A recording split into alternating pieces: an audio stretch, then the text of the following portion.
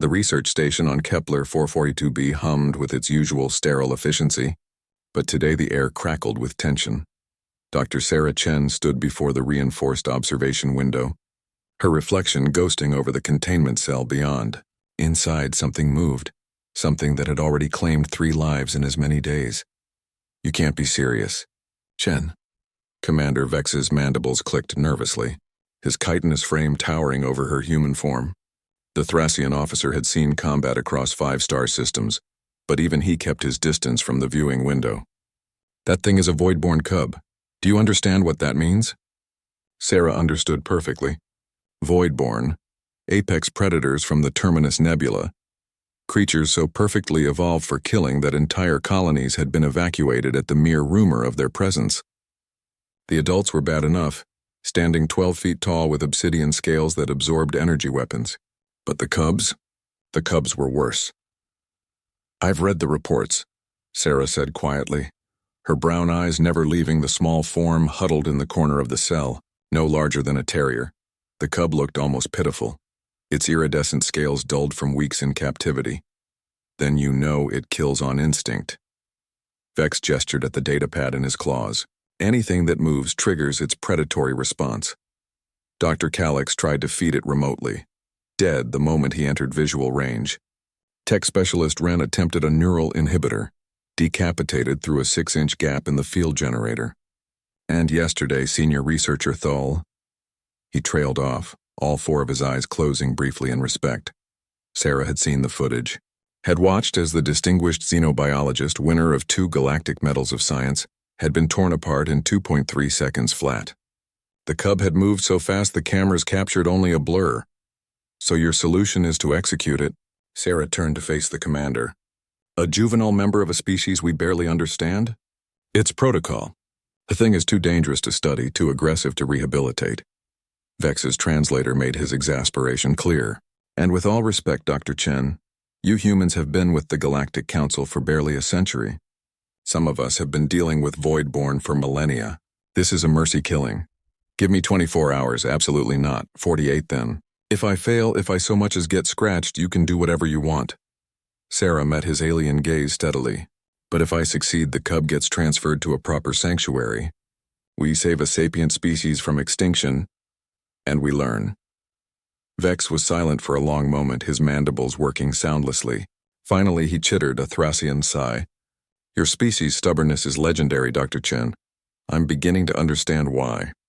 He tapped his datapad. 48 hours? But the first sign of aggression, I know. The next morning, Sarah stood at the entrance to the containment cell. No weapons, no protective gear beyond standard lab clothing. Just her, a small cooler, and a plan that every xenobiologist in the station had called suicidal. The door hissed open. The cub's head snapped up immediately, its triple rows of teeth bared, muscles coiling beneath those shimmering scales. Sarah could see its eyes, pure black like staring into deep space, tracking her every breath. The reports were right.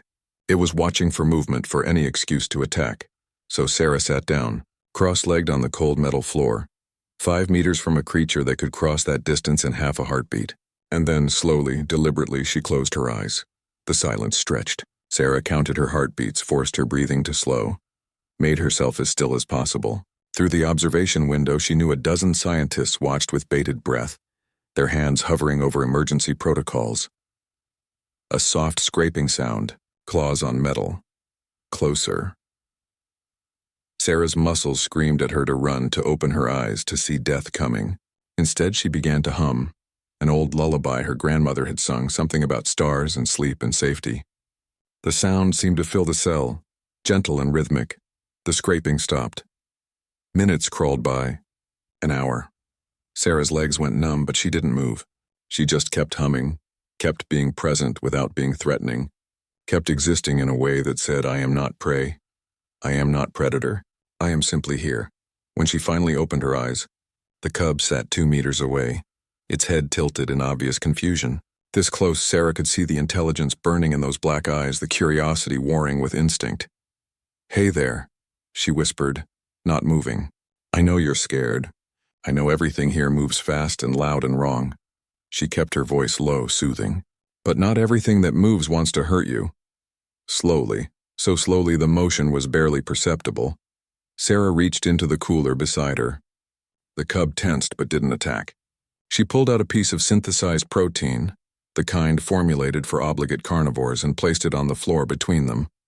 Then she closed her eyes again. This time, the wait was shorter. She heard the wet sound of eating, the soft keen of a creature tasting food instead of fear for the first time in weeks. When she looked again, the meat was gone and the cub had retreated, but only 1 meter this time. Over the next 2 days, Sarah repeated the process. Sitting, being still, being present. Each time, the distance between them shrank. She talked about Earth, about animals called dogs and cats that had once been wild too.